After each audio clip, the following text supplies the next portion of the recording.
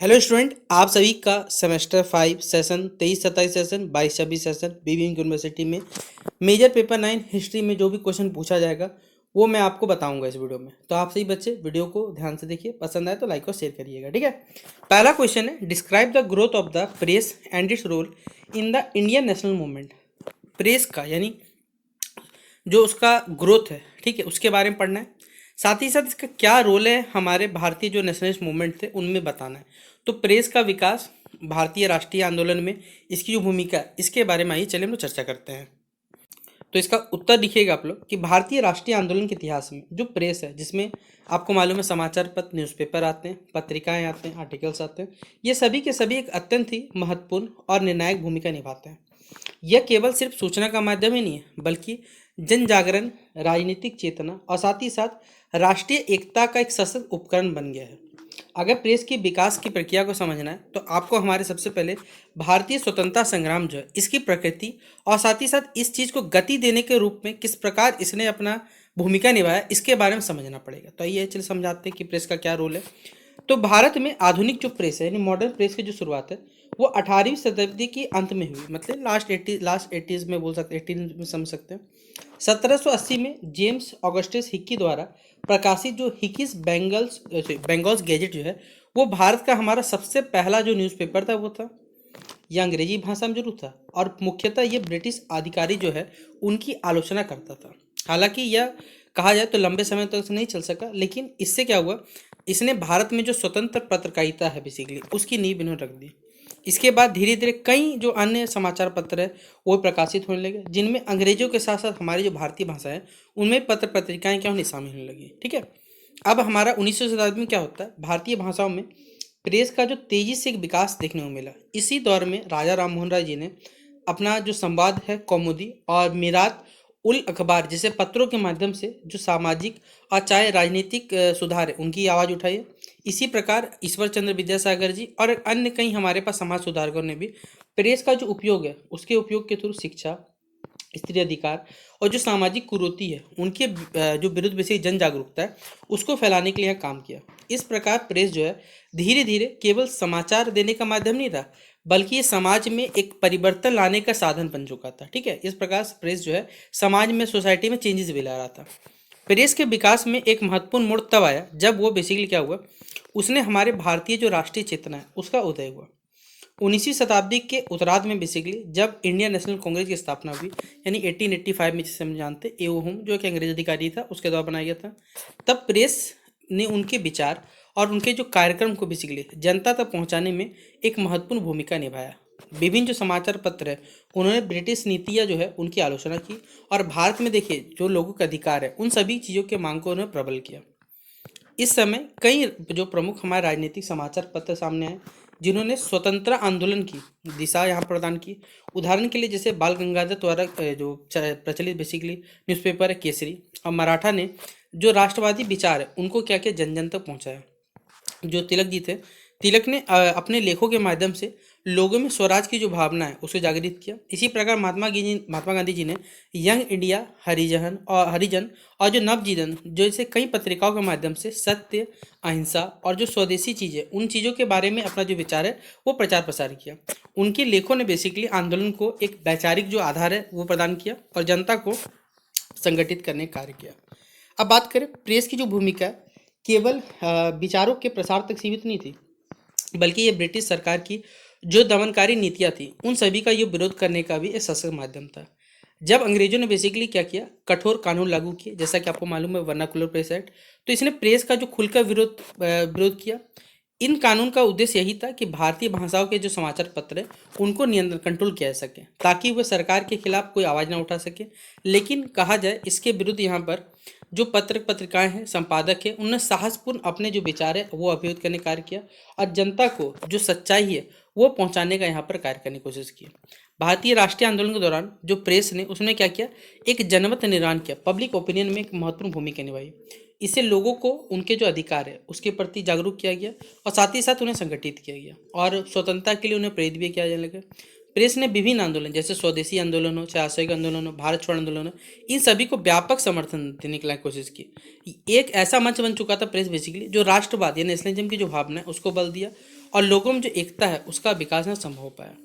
इसके अतिरिक्त कहा जाए तो प्रेस ने बेसिकली क्या किया, जो विभिन्न क्षेत्र हैं चाहे भाषाएं हैं, उनके लोगों के बीच में बेसिकली संवाद जो है स्थापित करने में मदद किया। भारत जैसे विविधता वाले देश में यह कार्य बहुत ही मुश्किल है, क्योंकि अलग अलग जाति धर्म भाषा के लोग हमारे पास है।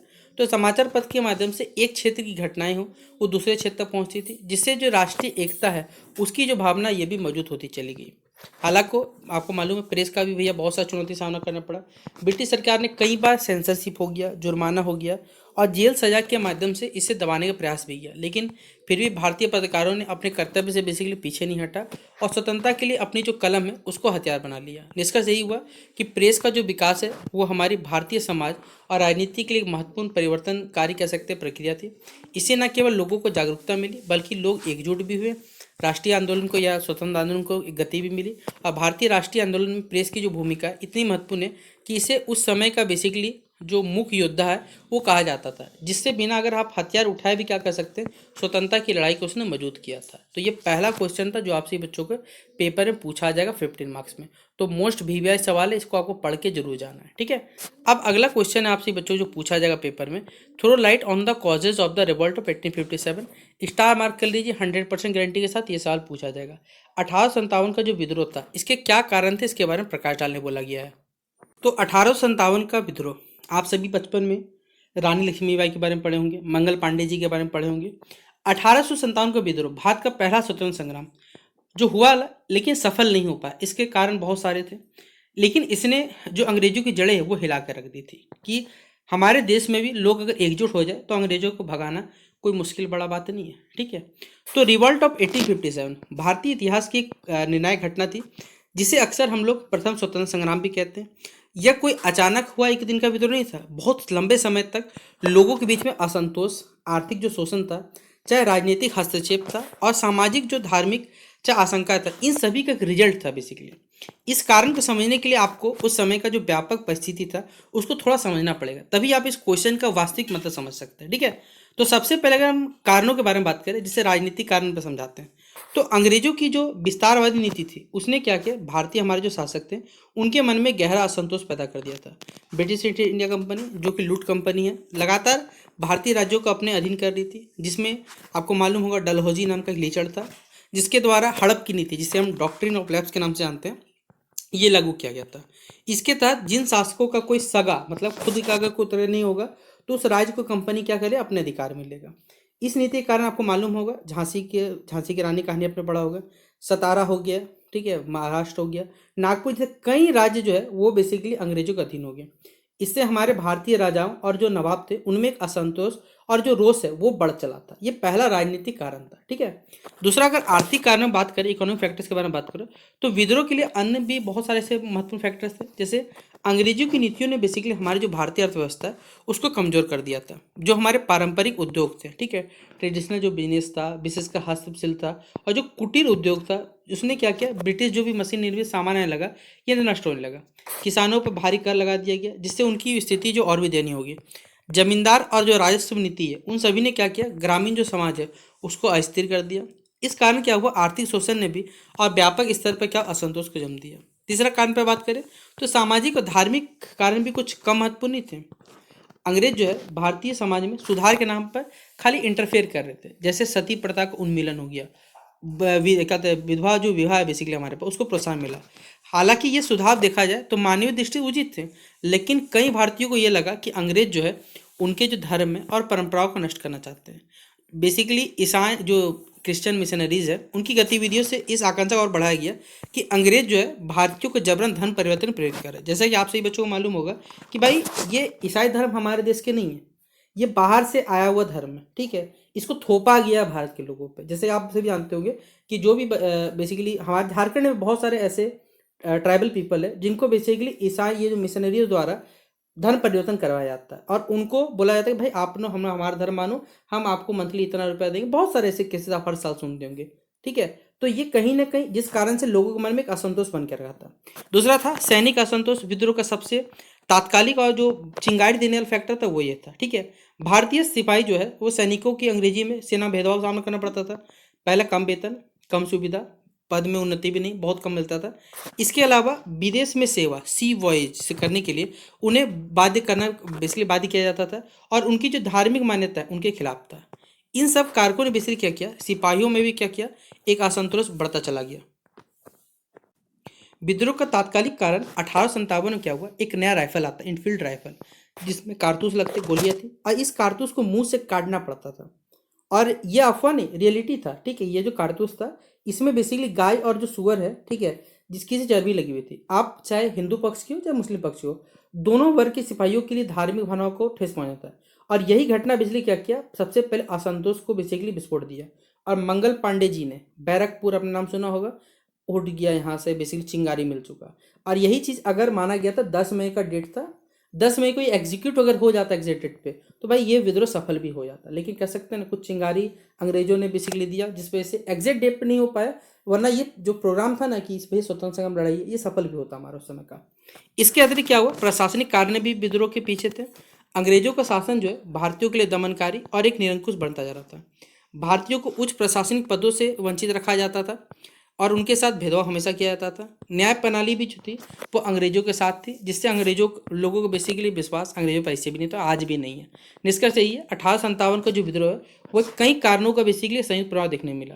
राजनीतिक विस्तारवाद हो, चाहे आर्थिक शोषण हो, सामाजिक धार्मिक हस्तक्षेप हो, सैनिक असंतोष हो, और तात्कालिक कारणों ने मिलकर ऐसी परिस्थितियां बना दी जिससे लोगों के बीच में जो विद्रोह है वो अपरिहार्य हो गया, हमारे पास है, अपरिहार्य हो गया। यह विद्रोह भले ही पूरी तरह सफल नहीं हुआ, लेकिन इसने ब्रिटिश शासन की जो नींव हिला कर रख दी, और हमारे भारतीय स्वतंत्रता संग्राम की जो दिशा है उसको तय कर दिया कि हम अंग्रेजों से युद्ध लड़ सकते हैं, जीत भी सकते हैं, ठीक है। कोई भी देश की सेना है ना, वो हमारे भारत पर भैया नहीं रह सकती। काहे भाई, हम लोग क्यों रहने देंगे, आपके घर पे कोई अगर बाहर आके कब्जा करना, रहने दो, क्यों रहने देंगे। ये भावना अगर हर भारतीय उस समय जग जाती तो वो तो कब के भाग जाते, ठीक है। तो ये था 1857 का विद्रोह का क्या कारण था, ये हमने आपको समझा दिया, जो पेपर में 15 मार्क्स के लिए आपसे बच्चों पूछा जाएगा, ठीक है। अब अगला क्वेश्चन आते हैं बैटल ऑफ प्लासी। आपने पढ़ा होगा प्लासी का युद्ध, इसके क्या कारण थे, आइए चर्चा करते हैं, और इसमें जो भी एमसीक्यू भी बनेगा वो सब के सब आपको समझ में भी आ जाएगा। तो प्लासी का युद्ध आइए जानते हैं। सबसे पहले बैटल ऑफ प्लासी हमारे भारतीय इतिहास का एक अत्यंत महत्वपूर्ण घटना था, जो भारत में अंग्रेजों के जो राजनीतिक प्रभुत्व था उसका एक नींव रखा। ये युद्ध माना जाता है 23 जून 1757 में बंगाल के उस समय के नवाब जो थे सिराजुद्दौला और ब्रिटिश ईस्ट इंडिया कंपनी के बीच लड़ा गया था। इस युद्ध के पीछे कई गंभीर और परस्पर कारण बहुत जुड़े हुए, जिसने इस क्या किया, इस युद्ध को बेसिकली एक जन्म दिया। सबसे पहले कारण अंग्रेजों द्वारा अपने जो व्यापारिक अधिकार है उनका दुरुपयोग करना। मुगल सम्राटों ने से प्राप्त अगर जो दस्तक, ये जो कर मुक्त अधिकार व्यापार का अनुमति मिला था, उसका उपयोग कंपनी ने क्या किया, अपना निजी व्यापार के लिए करना शुरू कर दिया। इससे बंगाल में क्या हुआ, खजाने को नुकसान हुआ, और जो स्थानीय व्यापारी थे उनके हित प्रभावित हुए। नवाब जो उस समय के थे सिराजुद्दौला, उनको यह स्पष्ट दिखाई देने लगा कि अंग्रेज केवल व्यापार ही नहीं बल्कि सत्ता प्राप्त करने की दिशा में भी आगे बढ़ रहे हैं। इस कारण उनके और अंग्रेजों के बीच में जो तनाव है वो बढ़ता चला गया। दूसरा महत्वपूर्ण कारण ये है कि अंग्रेजों द्वारा किलाबंदी करने स्टार्ट हो गया। मतलब आपने एक नाम सुना हो किला का, फोर्ट विलियम्स अगर नाम सुना होगा तो, कलकत्ता में अपने किलों को बिना नवाब की अनुमति के मौजूद करना शुरू कर दिया। यह कार्य जो है नवाब की संप्रभुता के विरुद्ध था। जब सिराजुद्दौला ने इसका विरोध किया तो अंग्रेजों ने उनकी बातों का अनदेखा कर दिया। इससे नवाब को विश्वास हो गया कि अंग्रेज जो है उनकी जो सत्ता है उनको चुनौती दे रही है, और यह टकराव है युद्ध की ओर बढ़ने लगा। जैसे आपने और एक नाम सुना होगा, कौन सा एक वाइट टाइप का है, मैं भूल रहा नाम, मुझे याद नहीं आ रहा, ठीक है। वहाँ भी जाइएगा ना, वही एक किला उला टाइप का बना, घर बना कर, काहे का घर भैया, वो अंग्रेजों का है, ठीक है, अपना देश का नहीं है, कोनो बनल है। तीसरा कारण ये था कि नवाब के आंतरिक मामलों में अंग्रेजों का क्या हस्तक्षेप करना।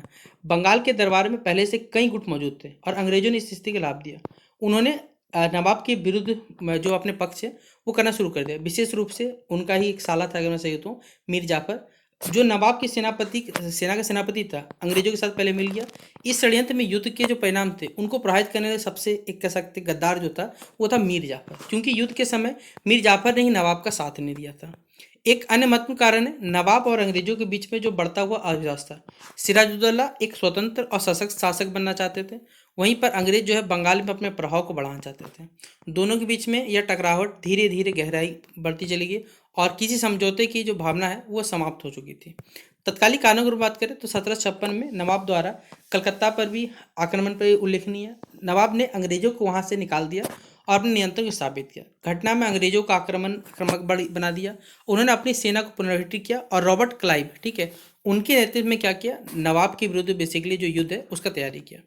इसके अतिरिक्त क्या हुआ, अंग्रेजों की जो कूटनीति चालाकी थे, इस युद्ध का सबसे महत्वपूर्ण कारण उन्होंने केवल कहा है मीर जाफर को अपने पक्ष में किया था, बल्कि अन्य दरबारी जो व्यापारी थे उनको भी अपने साथ मिला लिया था। इस प्रकार उन्होंने नवाब को क्या किया, राजनीतिक रूप से तो अलग थलग किया। युद्ध के मैदान में एक षड्यंत्र लड़ा, या कह सकते हैं षड्यंत्र गढ़ा था, जिसकी वजह से नवाब की जो सेना होते हुए भी वह प्रभावी जो विरोध है वो प्रतिरोध है बेसिकली नहीं कर पा रहे थे। निष्कर्ष यही होता है कि प्लासी का जो युद्ध है केवल एक कहा जाए साधारण सैन्य संघर्ष नहीं था, बल्कि यह कई राजनीतिक, आर्थिक और जो कूटनीतिक कारण था उनका एक परिणाम था। अंग्रेजों की जो व्यापारिक लालसा, किलेबंदी करना, आंतरिक हस्तक्षेप और षड्यंत्रों ने मिलकर इस युद्ध की पृष्ठभूमि जो है वो तैयार कर दी थी। इस युद्ध के परिणाम जो है अंग्रेजों के बंगाल पर नियंत्रण मिला और साथ ही साथ भारत में उनके जो शासन की जो नींव है वो मौजूद होती चली गई। इसीलिए प्लासी का युद्ध जो हमारे भारतीय इतिहास में निर्णायक मोड़ के रूप में जाना जाता है। तो ये था प्लासी का युद्ध का क्वेश्चन जो आपसे बच्चों को पेपर में पूछ दिया जाएगा। तो अब आपसे बच्चों को हमने इस वीडियो में भी 3 क्वेश्चन डिस्कस कर दिए जो आपसे बच्चों को पेपर में पूछा जाएगा 15 मार्क्स के लिए। बाकी आपसे बच्चों को नेक्स्ट वीडियो में 5 मार्क्स का सवाल, 1 मार्क्स का सवाल और 15 मार्क्स के जो इंपॉर्टेंट बचे रहेंगे वो भी हम आपको शेयर कर देंगे, ठीक है। तो आपसे ही बच्चे इस वीडियो को अपने दोस्तों से शेयर कर दीजिएगा। अगर आपको लगता है कि हम लोग आपको बहुत अच्छा पढ़ा रहे हैं, कैसा पढ़ा रहे हैं ये जरूर बताइएगा, और कौन सा सब्जेक्ट पढ़ना है ये भी कमेंट बॉक्स में मेंशन करिएगा। तो चलिए मिलते हैं इस वीडियो पे। जय हिंद, जय भारत।